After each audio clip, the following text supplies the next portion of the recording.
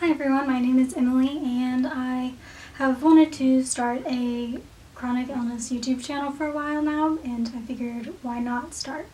So yeah, this is sort of an introduction to my channel and just saying hello, and I figured a fun way to do this would be to do a get ready with me video while also talking about who I am and just sort of explaining what I want to use this channel for.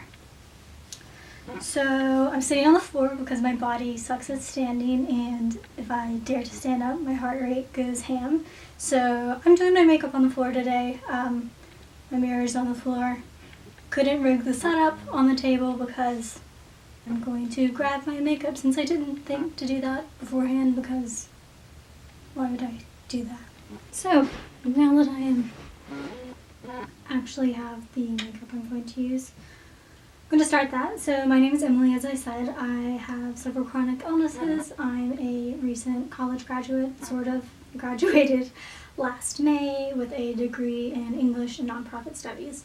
So I am 22, I have a multitude of chronic illnesses, and yeah, we'll go from there. So, start just priming my skin. So I first got sick when I was, sorry if you see me looking off, I'm looking at the mirror I put up.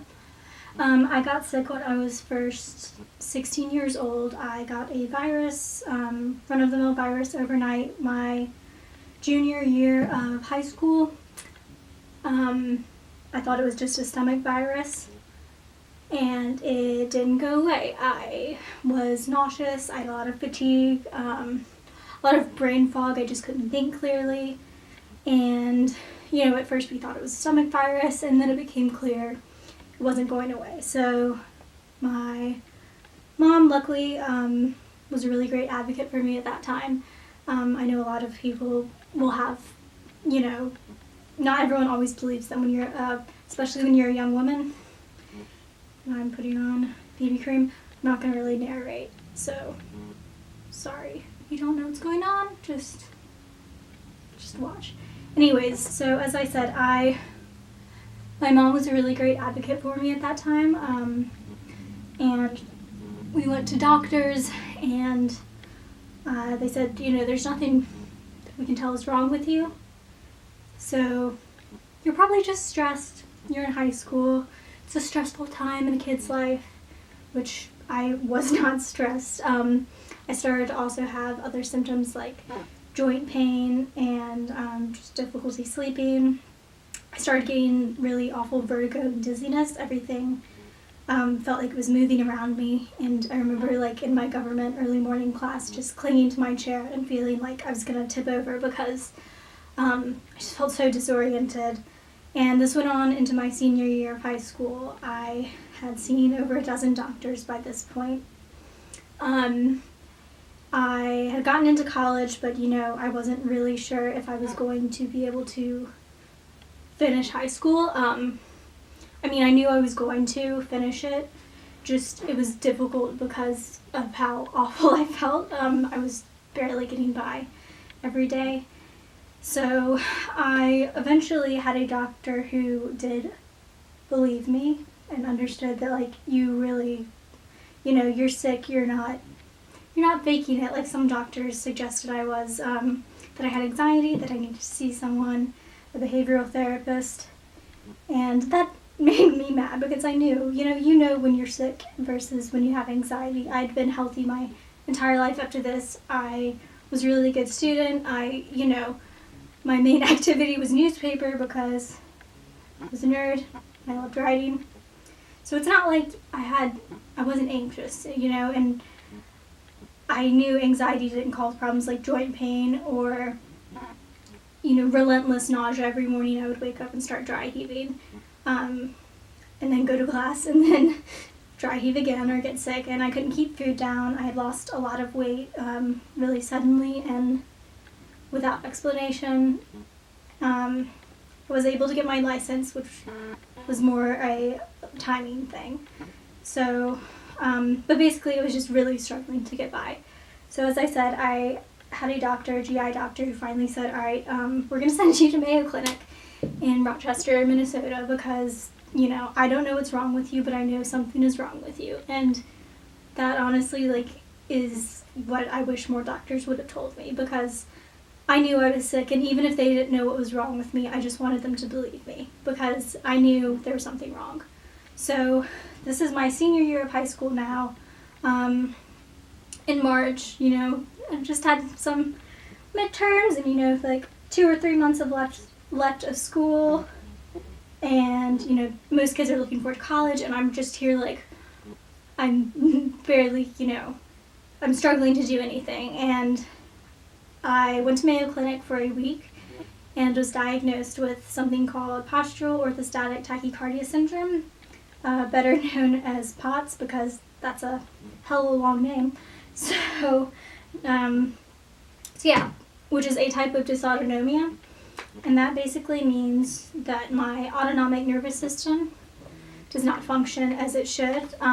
Your autonomic nervous system is what controls basic functions in your body, like your heart rate, your digestion, your blood pressure, just basic functions that your body should do automatically that you don't have to think about. I can't just sit here and be like, oh, before I stand up, my heart rate needs to calm down. So things like that. My autonomic system didn't work as it should have. So I was diagnosed with that, and I was just so grateful to know what was going on, and that I had actually a pretty common condition. 1 in 100 teenagers have POTS, but it is rarely diagnosed. So it is quite common, but it is not commonly known. So I was really relieved to find out that I had something going on that was, that, they knew, doctors understood and knew about. The doctor actually said, you're pretty much a poster child for POTS. POTS patients tend to be, young women generally, although you can get diagnosed at any age.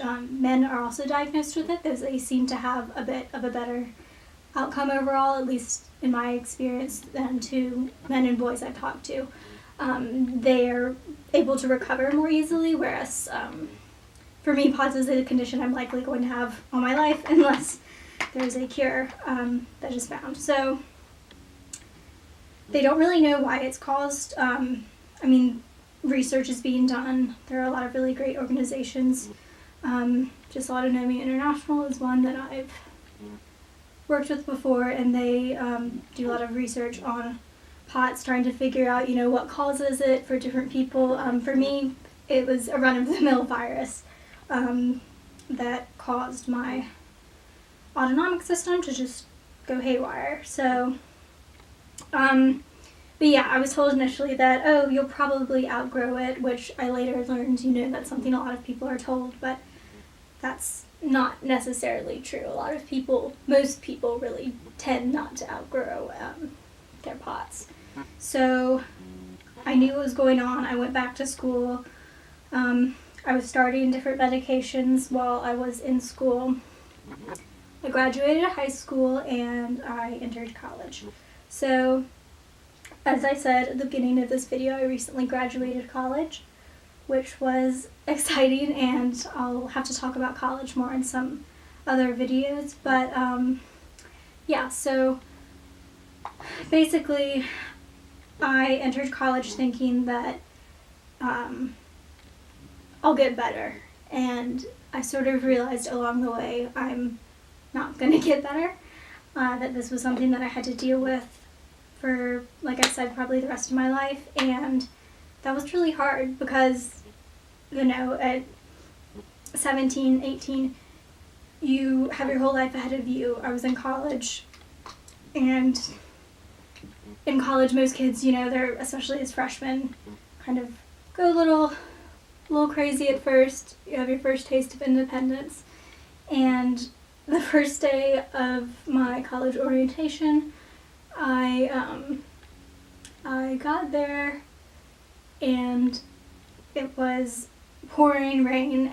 We had just done like a little first hurrah convention thing, getting us hype about, being in college, and so we ran back in the pouring rain from one side of campus to the other, which was about at least a mile, but probably 2. I had no business running anywhere.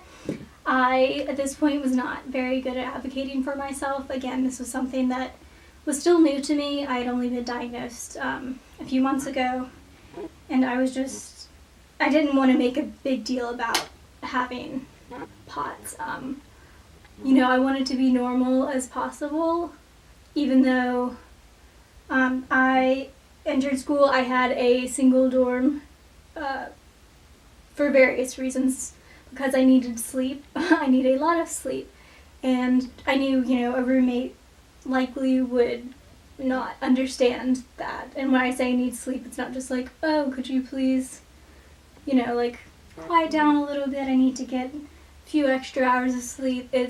I need a lot of sleep. I pretty much throughout college, I did one extracurricular activity for the most part. I was in a Christian InterVarsity club type thing, so I did that. But otherwise, I would go to classes and go straight back to my dorm or my apartment, and that was all the energy I had to do anything. So it was essential for me to have my own space to rest, and it was really helpful for me, but I definitely was isolated at first for a while. Just, it's hard for other people to understand if they don't have a chronic illness what you're talking about. And when I say, oh, I can't go to this, camp overnight for 2 days, well, you'll be able to sleep or you'll be able to rest. And it's like, no, you don't understand. Like, I wake up with minimal energy, and I have to use that for going to classes and studying and doing well in school. So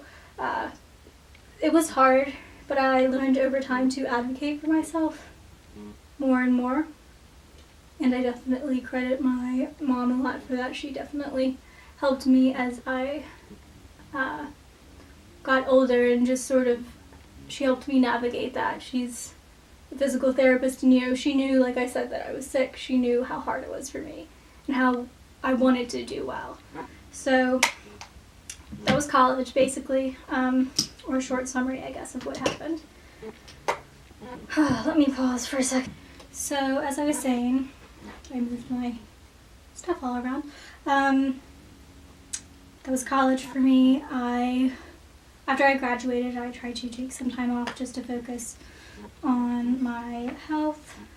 I literally just got my brushes, and now I don't know what I'm doing. That's cool. Anyways, I took some time off to focus on my health, which was really valuable for me and definitely something I needed to do. I just started trying things like acupuncture and different medications, going off different medications. So, yeah, to just focus on my health. Like I said, I'll do some more videos later to talk just about college and coping and what I did. So, the place where I'm at right now in my life, unable to open my blush, was doing it backwards. Classic. Anyways, the place I'm at in my life right now, I recently got a job, which is really exciting.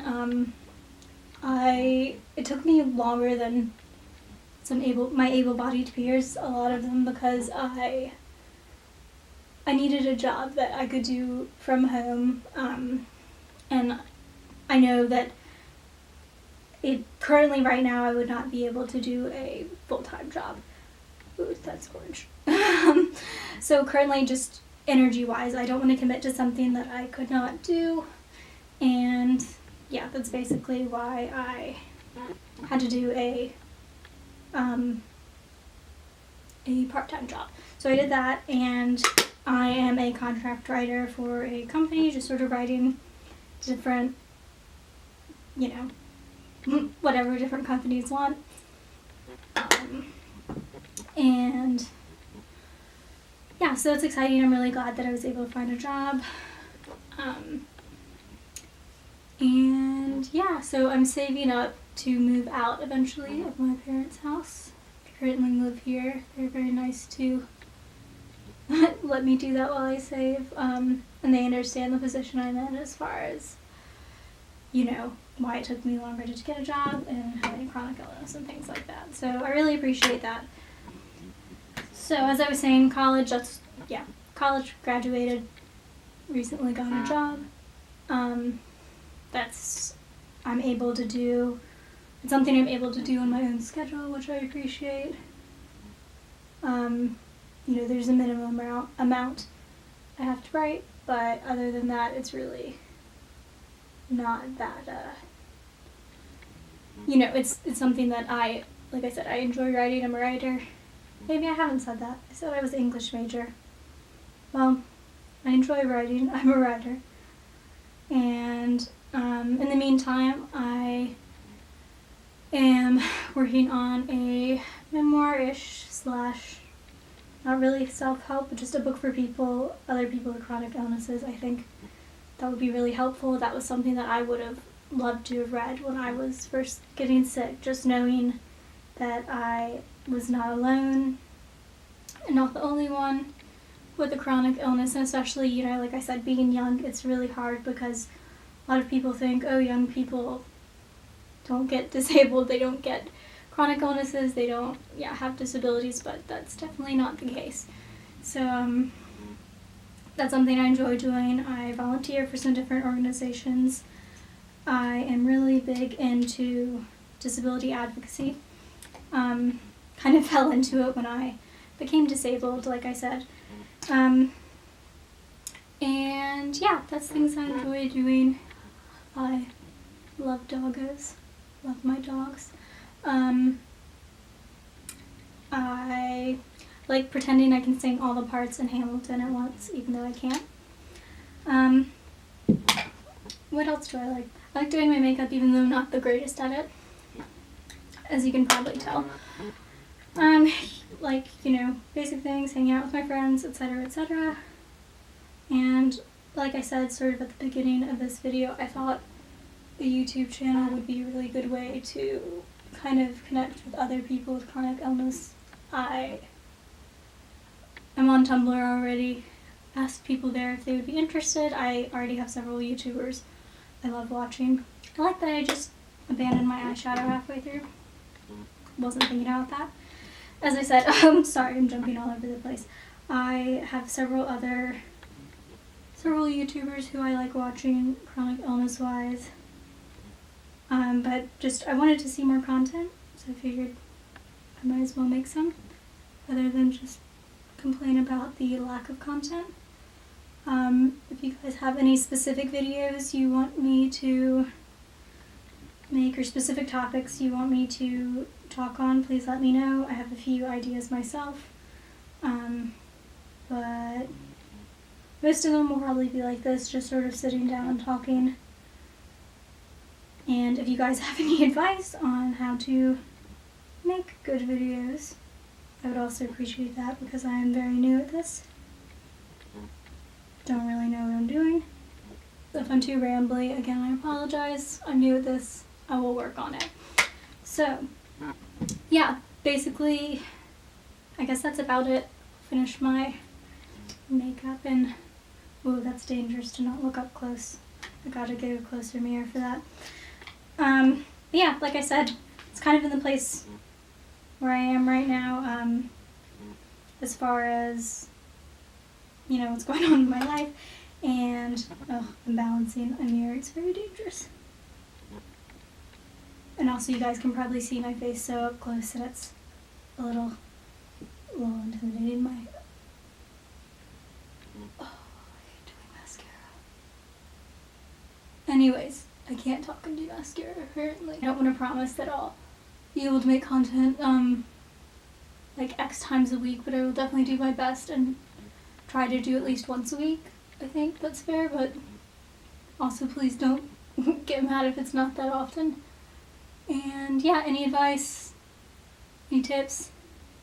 If in the comments, please let me know if you have a chronic illness, what chronic illness you have, or how you found me. You're just Googling. If you don't have a chronic illness and you're just curious, I'm definitely going to make more videos about my specific conditions. And it looks great. I smeared that everywhere. Specific conditions and, a diagnosis story, more in-depth things, but I figured this would be a good place to start.